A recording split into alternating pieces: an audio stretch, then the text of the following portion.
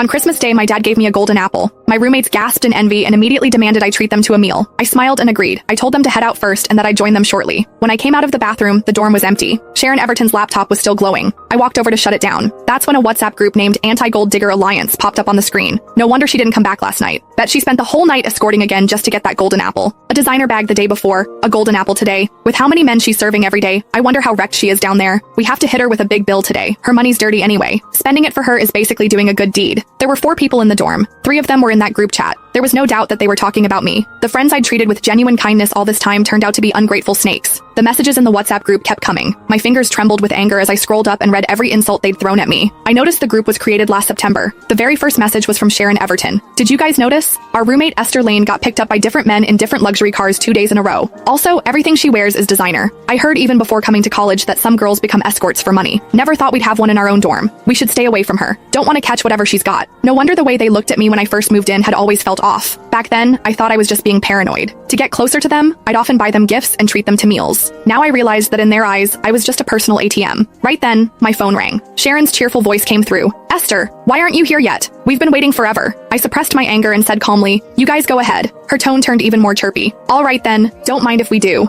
It wasn't the first time this happened. Whenever I was late, they'd order first and leave me to cover the bill after they were done eating. I'd heard of the restaurant they went to today. The minimum spend was $1,500. I'd like to see how they plan to pay for that. An hour later, the 3 of them pushed the door open and marched in angrily. Sharon snapped, Esther Lane, if you were in the dorm, why didn't you answer our calls? Mary Carlson added, the restaurant owner almost reported us to the police because we couldn't pay. I looked at them in disappointment, but you made it back just fine, didn't you? Sharon clenched her jaw. The bill was $4,500. We each took out a $1,500 loan online just to pay for it. She displayed her bank account number front of my face. Whatever. I won't argue about you being late and embarrassing us. Just pay us back. I snorted. You went out to eat. Why should I pay? She froze. What do you mean? You said you'd treat us. I grabbed her laptop, flipped the screen toward them, and said coldly, I only treat my friends to meals. Do people who insult and badmouth me behind my back count as friends? Under my cold stare, Mary and Celine lowered their heads. They felt too guilty to meet my eyes. Sharon snatched the laptop away. What are you doing snooping through my computer? How rude. If you didn't do anything shady, why would you be afraid? Weren't we right? Weren't those jewelry, bags, and that golden apple from men you'd slept with? I told her the truth. My dad bought them. She laughed sarcastically. Your sugar daddy, you mean? Stop pretending. I've seen your enrollment form. Both your parents' names were blank. You're obviously an orphan. My father was a well-known businessman in the capital. Since I was kidnapped as a child, I kept his name and my mom's name off my enrollment form for my own safety. Only people with dirty minds see everything as dirty. Even if I didn't list my parents' names, that doesn't give you the right to slander me. I demand an apology, I exclaimed. Sharon scoffed. You're the one doing disgusting things, and you're scared people talk? Apologize to you? In your dreams. If you hadn't been throwing money at us all this time, we wouldn't even be friends with a gold digger like you who sells her body. Now transfer the money to us, or you'll regret it.